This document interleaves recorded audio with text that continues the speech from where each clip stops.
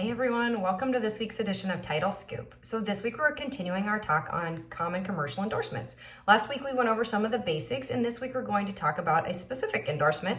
And I thought this week would be good to talk about one that we get requested a lot, which is the zoning endorsement.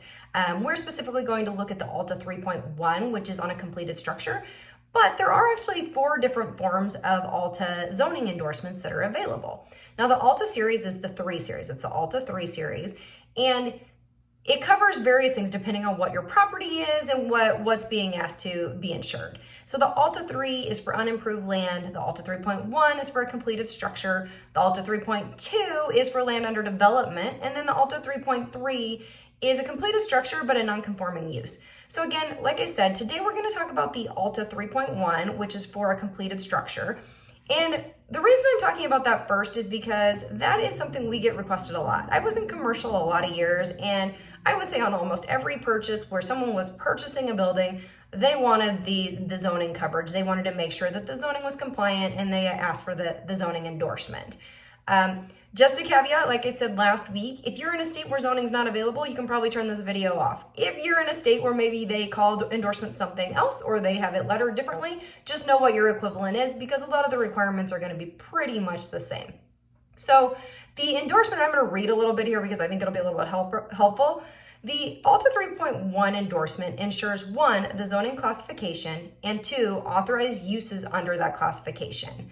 Now, in addition, the endorsement ensures against a final court order that's prohibiting the present structure and requiring removal or alteration of the present structure because of a violation of the zoning ordinance. So that's why this is more of a higher risk endorsement that we issue, and that's why a lot of times the fees that we charge for this are actually higher because it is a higher risk endorsement.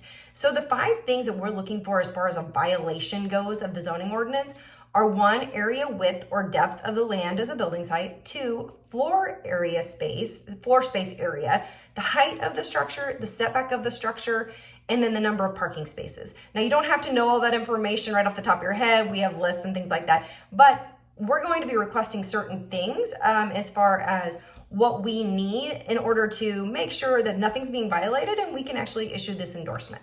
So when you get this request, the first thing you want to do is you want some type of certification, a zoning report from the proper authority. So maybe the zoning department, maybe the planning commission, it all depends on your municipality or county, what that is.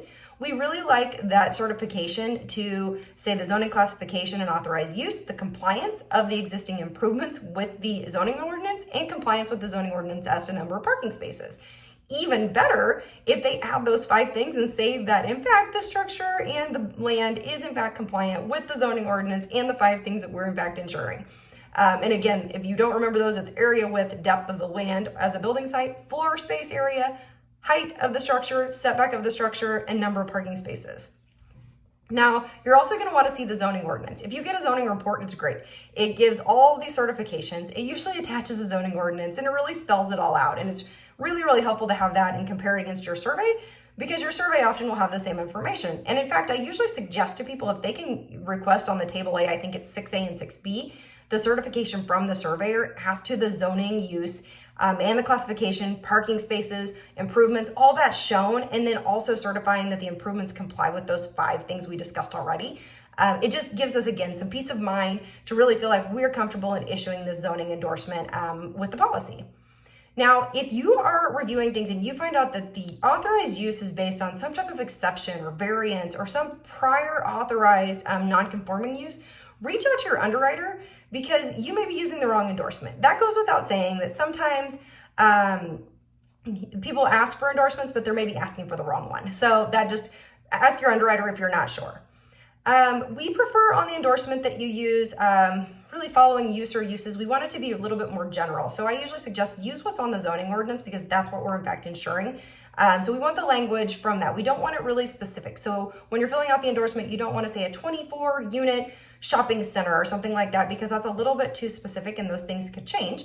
We want it to be with the zoning ordinance. So if it's a shopping center or industrial, whatever the zoning ordinance actually says.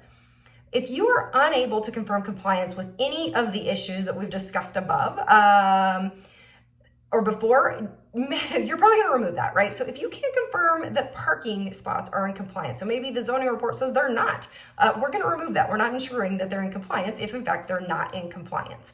Same as if they ask you to ensure something that's not on there, so maybe loading docks.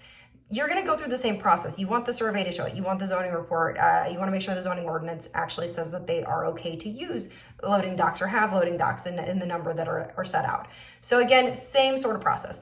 Now, again, I wasn't planning to do the other ALTA 3 endorsements. If you guys want me to, reach out. I'm happy to do a video on them. It's a lot of the same process, but you're looking at obviously a few different things.